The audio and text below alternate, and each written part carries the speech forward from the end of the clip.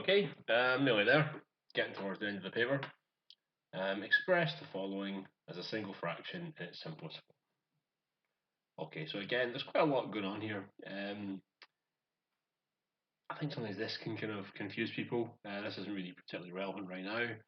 And then because the fraction is quite complicated, but if I said to you, right, let's do a half, take away a fifth.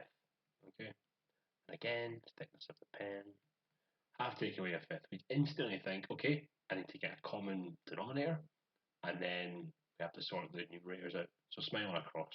Okay, and it's exactly the same here. Okay, so smile and across. So our smile, we're going to multiply these two together to get our common denominator. So we're going to have x minus 2, and we're going to have x plus 5.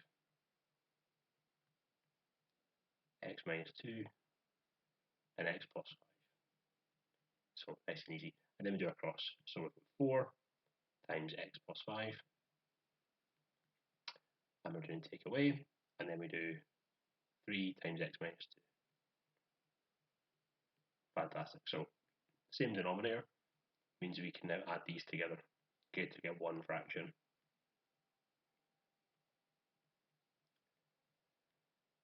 Now, I'll break this out. So what I'll do is I'll do 4x plus 5 multiplied out. So that's going to give me 4x plus 20.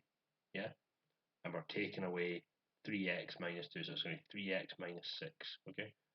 3x minus 6. Okay. So you can imagine that that's kind of like in a bracket and that's in a bracket. Okay. So if we want to get rid of these brackets, we need to change the sign of this one here, don't we?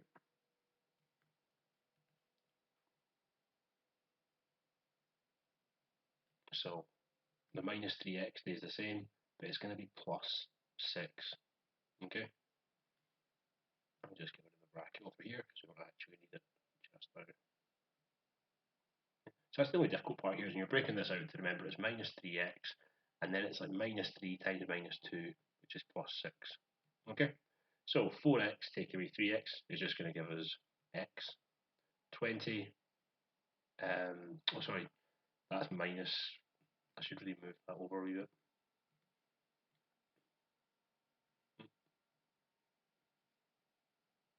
That's minus 3x. And it's 20 plus 6.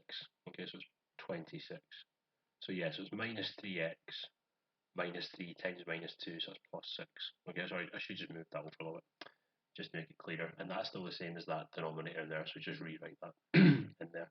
So that'll be your final answer. X plus 26 divided by x minus 2 and x plus 5. So the marks for this, you're getting a mark for your denominator, you're going to get a mark for working out the correct numerator, and then you're going to get a mark for simplifying it. So actually, do that. You'll get a mark for this point here, this the correct numerator, and then you've got a mark down here for fully simplifying it. Okay, next question. Simplify. So we see questions like this. We should be thinking, okay, this is going to be testing our indices abilities. All right. So I would just write this out. 3 now. We never usually write it, but there should be a 1 in here. Okay, we never bother writing that, but that's always the case. Okay, there's always a little 1 in there. And a to the half now, root a, again, there's always a little 2 in there, and we don't write it. We always write it for higher powers, for cubes and for quartics. I never write it for the square root. Okay, but there's actually a little 2 in there. So if we bring that up, we get a half in there. Okay, so let's do the top line first. In fact, the other thing that's missing is there's a 1 in front of there. Okay, so 1 times 3 is going to give us 3. Right. A to the 4 times a to the 1 is going to give us a to the 5.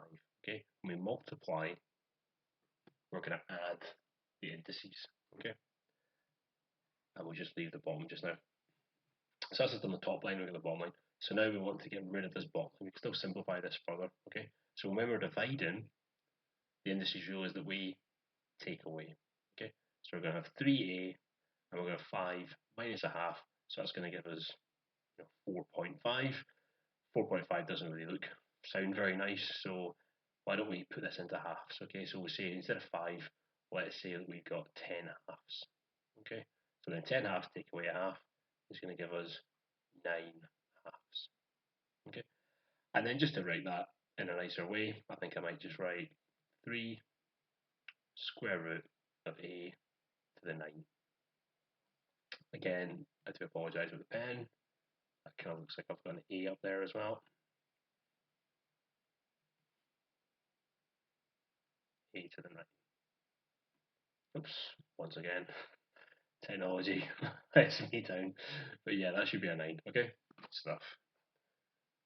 I really don't like the way this looks, but yeah. So in terms of marks, you're going to get your first mark for the 3A to the 5. Okay, so kind of that first part in there would have been a mark. Understanding that this is 8.5 is worth your second mark. Okay, and then putting them together to get this point is the excellent. I've just kind of written it that way. You didn't have to do that. I just think it was worth pointing out. Don't forget that that is the same. And you know what? I'm just going to rub it and write it again because that is just infuriatingly messy. This pen is much harder to use than I think anybody realises. A to the 9. That still looks terrible. But yeah, that's your final step there. Okay, good stuff.